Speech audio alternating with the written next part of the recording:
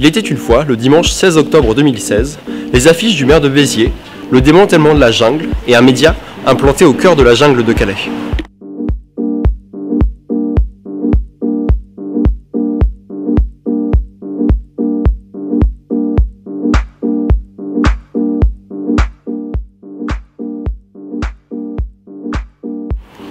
« 5 000 à 10 000 migrants, selon les périodes et les sources, vivent aujourd'hui dans le bidonville de la jungle à Calais. Et cette semaine, les conditions de son évacuation se précisent. Le démantèlement commencera quand toutes les conditions de sa réussite seront réunies. Nous y sommes presque et nous irons jusqu'au bout, car il est hors de question de laisser encore plus longtemps ces personnes dans la boue et la détresse, a expliqué Emmanuel Cos à Libération. La date du démantèlement reste inconnue. Le 17 octobre a été annoncé dans un premier temps, mais 11 associations ont lancé une procédure d'urgence auprès du tribunal administratif de Lille pour suspendre l'évacuation à venir, dénonçant un projet conçu dans la précipitation et une opération sécuritaire selon le Secours catholique. La police espagnole a annoncé samedi 15 octobre avoir démantelé un réseau de passeurs ayant fait entrer clandestinement dans le pays 500 migrants africains en 2016, avant de les envoyer vers la France, l'Allemagne ou la Suisse. C'est RFI qui révèle l'information et explique le fonctionnement de ce réseau très organisé. Pour 3 000 € par personne, le passeur fait partir le migrant depuis les côtes marocaines, vers les Canaries ou en Andalousie. Les migrants étaient alors pris en charge par des associations locales avant de reprendre contact avec le passeur, qui les rassemblait à Madrid. Ils étaient ensuite dispatchés en fonction de leur destination par un système d'autocar aux chauffeurs complices. Le maire de Béziers, proche du Front National, Robert Ménard, a encore fait parler de lui cette semaine avec une affiche anti-réfugiés. On peut y voir un groupe d'hommes portant une capuche au pied de la cathédrale Saint-Nazaire de Béziers, accompagné de l'inscription « L'État nous les impose, ça y est, ils arrivent, les migrants dans notre ville ». Robert Ménard revendique une simple information de la population. Le parquet de Béziers dans l'Hérault a annoncé qu'une enquête avait été ouverte suite à cette affiche anti-migrants. Le maire d'extrême droite a annoncé vouloir consulter les habitants de sa ville par référendum le 8 janvier 2017 sur cette question. On peut évidemment mettre en lien cette actualité avec le référendum de Viktor Orban en Hongrie ou encore celui de la ville d'Alais. Le conseil municipal avait voté l'organisation d'un référendum alors que l'État avait ouvert un centre d'accueil pour migrants. Rappelons-le, le tribunal a estimé que ce référendum était illégal dans la mesure où l'hébergement d'urgence ne relève pas de la compétence de la commune mais de l'État.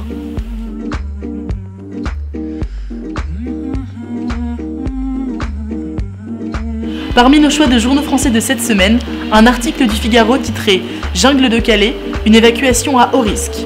Entre les différents éléments de contexte rappelés dans le Flash Info, le papier insiste sur la nationalité des réfugiés qui seront évacués. Ils sont soudanais, nationalité la plus représentée dans la lande, mais aussi afghans et pakistanais. Le journaliste développe par la suite la procédure d'évacuation, car l'État va déployer les grands moyens.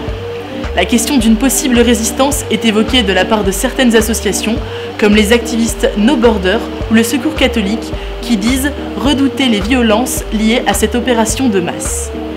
Pour conclure, le journaliste Christophe Cornevin rédige un paragraphe qui traite de la fin des gangs de passeurs, prêts à prendre tous les risques possibles pour ne pas voir arriver la fin de leur trafic. Notre second choix se porte sur un article du Monde rédigé par Marilyn Baumard. Comme l'indique son titre, des associations déposent un référé contre le démantèlement de la jungle de Calais.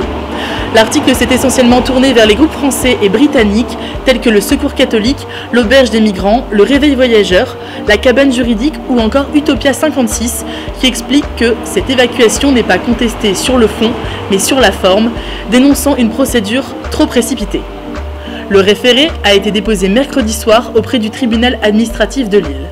S'agissant aujourd'hui d'un démantèlement de la partie nord de la jungle, la journaliste revient sur l'implication des associations en février dernier lors du démantèlement de la partie sud du campement.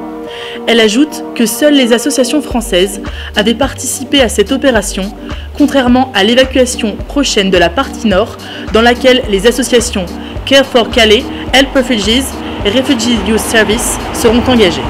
Enfin, Mediapart publie un article titré « Les préparatifs de l'évacuation de la jungle de Calais se compliquent », rédigé par Karine Fouteau. Une série de réponses aux questions qui lui semblent peu soulevées quant à l'évacuation imminente, telles que faire des mineurs, pourquoi les associations s'opposent-elles, comment les migrants anticipent-ils le démantèlement. Elle rappelle de plus les promesses du gouvernement qui affirmait que l'État ne renverrait pas celles et ceux dont les empreintes auraient été enregistrées dans un autre pays européen selon la réglementation de Dublin, mais seules les personnes engageant une procédure d'asile sont invitées à rester, le temps que leur soit proposée une place dans un hébergement dédié. Elle conclut en demandant « Que restera-t-il à Calais ?» Selon elle, rien dans un premier temps, car l'État veut éviter la reformation de nouveaux camps.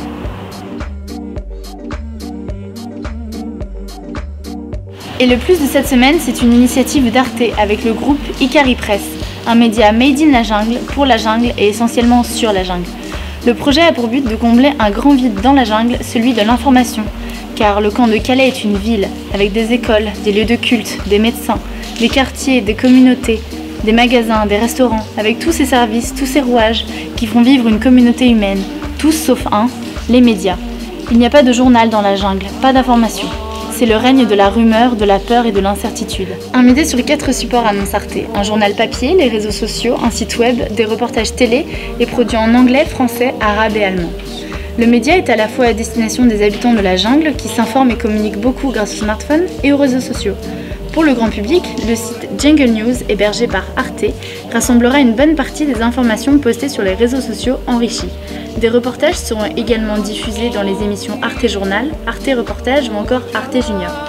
Toutes les informations sur le projet sont à retrouver sur jungle-news.arte.tv. Et c'est la fin de l'histoire de cette semaine. Toutes les références sont à retrouver sur le site de la Pause Actu. Et on vous dit à la semaine prochaine!